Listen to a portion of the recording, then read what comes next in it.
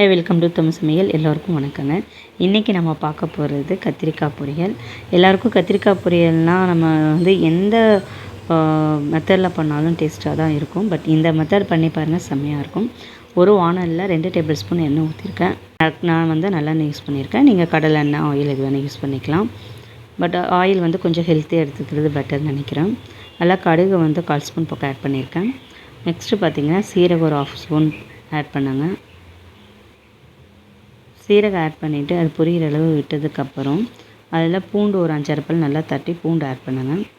பூண்டு ஆட் பண்ணிவிட்டு அதுலேயே ஆனியனும் நம்ம ஆட் பண்ணிடலாம், கருவேப்பிலையும் ஆட் பண்ணிடலாம். இதை நல்லா போட்டு நல்லா வறுக்கிற அளவுக்கு ஒரு 5 நிமிஷம் நல்லா சார்ட் அவுட் பண்ணுங்க. ஆனியன் வந்து நல்லா வதங்குற அளவுக்கு ஆனது. இதுலேயே வந்து நம்ம சால்ட்டும் ஆட் பண்ணிடலாம். சீக்கிரம் வதங்கும் ஆனியன் நமக்கு. சால்ட்டு போட்டு வதங்கினதுக்கப்புறம் இதுலேயே வந்து பார்த்திங்கன்னா நம்ம கத்திரிக்காய் ஒரு 6-7 கத்திரிக்காய் நீங்கள் எடுத்துருக்கீங்க அப்படின்னா அதுக்கு ஒரு தக்காளி இப்போ அந்த அளவுக்கு நம்ம ஆட் பண்ணிக்கணும். சின்ன தக்காளி நான் ஒன்றே ஆட் பண்ணியிருக்கேன். தக்காளியும் நல்லா வதங்கட்டும் ஆனியனோடு சேர்ந்து. இப்போ கத்திரிக்காய் பார்த்திங்கன்னா முத்துலாம் இருக்கும், சில கத்திரிக்காய் எலசாக இருக்கும். அதில் வந்து நல்ல சின்ன கத்திரிக்காவாக இருக்கிறது சூஸ் பண்ணிங்க அப்படின்னா அது டேஸ்ட்டுமே எப்போவுமே நல்லாயிருக்கும். இது வந்து இந்த மாதிரி ஸ்லைஸ் போட்டு கட் பண்ணிக்கோங்க சின்ன சின்ன பீஸாக. நீங்கள் எந்த ஷேப்பில் வேணால் கட் பண்ணிக்கலாம். இதே வந்து பார்த்திங்கன்னா ரவுண்டாகவும் கட் பண்ணி வச்சுக்கலாம். நான் வந்து இன்றைக்கி லென்த்தாக தான் போட்டிருக்கேன். தண்ணியெல்லாம் சுத்தமாக வடிச்சிட்டு நம்ம இப்போ கத்திரிக்காய் வந்து ஆட் பண்ணிக்குவோம். கத்திரிக்காய் போட்டுட்டு இப்போ வந்து நல்லா ஹை ஸ்பீடில் வச்சு நம்ம கொஞ்சம் தண்ணி கத்திரிக்காயிலேருந்து நம்ம தண்ணி புரிஞ்சு போடுறதுனால எப்போ இருந்தாலும் 2-3 சொட்டு எல்லாம் தண்ணி ட்ராப்பில் இறங்கியிருக்கும். ஒரு மாதிரி வளவலன்னு கத்திரிக்காய் போகும். இப்போ நீங்கள் வந்து ஹை ஸ்பீடில் வச்சு ஃபஸ்ட்டு அந்த வாட்டர் எல்லாத்தையும் ட்ரை பண்ணிடுங்க. ஒரு 2-3 நிமிஷம் அது மாதிரி பண்ணும்போது கருகிறளவுக்கு விடக்கூடாது. அந்த பக்கத்தில் நின்று வறுக்கணும். அந்த வாட்டர் வந்து இழுக்கும்போது என்ன ஆகுனா அதுக்கப்புறம் நம்மளுக்கு ஆயிலில் ஃப்ரை ஆகிற மாதிரி ஆகும். அதுக்காக தான் இந்த ஸ்டெப் வந்து ஃபாலோ பண்ணுறேன். இப்போ பார்த்திங்கன்னா தெரியும், ஆயில் வந்து நம்ம கீழே விட்டதெல்லாம் சைடில் தெரியும். இப்போ நீங்கள் என்ன பண்ணுங்கன்னா ஸ்டவ் சிம் பண்ணிவிட்டு நல்லா மெதுவாக வந்து வதக்கணும். இந்த மாதிரி பண்ணும்போது நம்ம கத்திரிக்காய் வந்து உடையாமல் இருக்கும். அந்த விதையெல்லாம் வெளியே வந்து கொலன்னு ஆகாமல் பார்க்குறக்கு செப்ரேட்டாகவும் இருக்கும். டேஸ்ட்டும் செம்மையாக இருக்கும். அதே டைமும் கத்திரிக்காயும் நல்லாயிருக்கும். இப்போ கத்திரிக்காய் வந்து நல்லா ஓரளவுக்கு வதங்கிடுச்சு. வதங்கினதுக்கப்புறம் இப்போ நீங்கள் ஒரு வேளை ஆயில் ரொம்ப கம்மியாக விட்டுருக்கீங்க, அந்த மாதிரி ஏதாவது இருக்குது அப்படின்னா நீங்கள் இடையில சேர்த்துக்கலாம். இந்த மாதிரி பொரியலெல்லாம் பண்ணும்போது நீங்கள் நல்லெண்ணெய் மேக்ஸிமம் யூஸ் பண்ணுங்கள், நல்லாயிருக்கும். இப்போ நான் மஞ்சத்தூள் வந்து 1/4 ஸ்பூன் பக்கம் ஆட் பண்ணிவிட்டு குழம்புத்தூள் வந்து நான் சேர்த்துருக்கேன். 2 டேபிள் ஸ்பூன் பக்கம் சேர்த்துருக்கேன். நீங்கள் குழம்புத்தூளுங்கிறது வந்து சாம்பார் பொடி தான் நான் சொல்கிறேன்.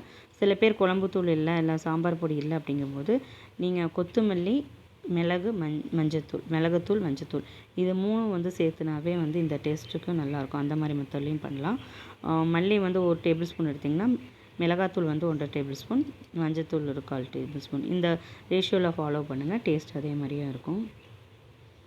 இப்போ நம்ம மசாலா போட்டதுக்கப்புறம் பார்த்திங்கன்னா மசாலா பச்சை வாசனையெல்லாம் போகிற அளவுக்கு எது கத்திரிக்காயெல்லாம் உடையாத அளவுக்கு நம்ம லைட்டாக சார்ட் அவுட் பண்ணிவிட்டு ஓப்பன்லேயே தான் வச்சுருக்கேன். இது வரைக்கும் நான் க்ளோஸ் பண்ண கிடையாது.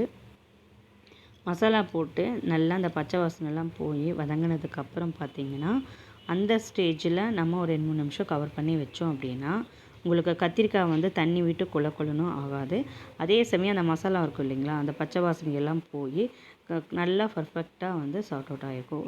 இப்போ நம்ம இது வந்து உடனே பண்ணக்கூடாது. மசாலா போட்டு 2-3 நிமிஷம் நம்ம வந்து நல்லா வறுத்துட்டு அதுக்கப்புறம் வந்து நம்ம ஆட் பண்ணணும். இப்போ இந்த ஸ்டேஜில் பார்த்திங்கன்னா நம்ம கவர் பண்ணி வைக்கலாம். நீங்கள் க்ளோஸ் பண்ணி வச்சதுக்கப்புறம் என்ன பண்ணணும், 2-3 நிமிஷத்துக்கு ஒரு தடவை ஓப்பன் பண்ணிவிட்டு அடியில் இருக்கிறது அடி பத்தாமல் இருக்கணும் இல்லையா, அதனால் நம்ம வதக்கி விடணும். இப்போ கவர் பண்ணிவிட்டு ஒரு 2-3 நிமிஷம் நம்ம வந்து அப்படியே விடுவோம். ஓப்பன் பண்ணிவிட்டு மிக்ஸ் பண்ணி விடுங்க.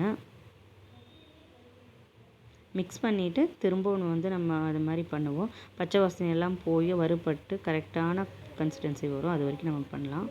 கத்திரிக்காயும் பார்த்திங்கன்னா வெந்திருக்கும். அதே டைம் கொலன்னு ஆகலை. மசாலாவுடைய பச்சை வாசனை இல்லாமல் சூப்பராக கத்திரிக்காய் ரெடியாக இருக்கும்.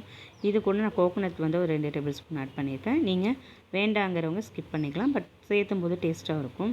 அதே சமயம் சாதத்துக்கு பிசைஞ்சு சாப்பிட்டா நல்லாயிருக்கும். நீங்கள் சாம்பாருக்கு, ரசத்துக்கு, என்ன குழம்புக்கு வேணாலும் யூஸ் பண்ணிக்கலாம். செம டேஸ்ட்டாக இருக்கும். இந்த மாதிரி பண்ணும்போது கத்திரிக்காய் வேண்டான்னு நினைக்கிறவங்க கூட சாப்பிடுவாங்க. இப்போ என்னோடய கிட்ஸுக்கு பார்த்திங்கன்னா கத்திரிக்காயே சாப்பிட மாட்டாங்க. நான் இந்த மெத்தடில் கொடுக்கும்போது இப்போ சேர்த்துக்க ஆரம்பிக்கிறாங்க. 2 நிமிஷம் வறுத்ததுக்கப்புறம் பார்த்திங்கன்னா சூப்பராக கத்திரிக்காய் பொரியல் வந்து ரெடி ஆயிடுச்சுங்க. உண்மையிலேயே செம்ம டேஸ்ட்டாகவும் ரொம்ப நல்லா இருந்தது. நான் குழம்புத்தூள் வந்து ஆல்ரெடி வீடியோ ஒன்று போட்டிருக்கேன், சாம்பார் தூள் ரெடி பண்ணுறது.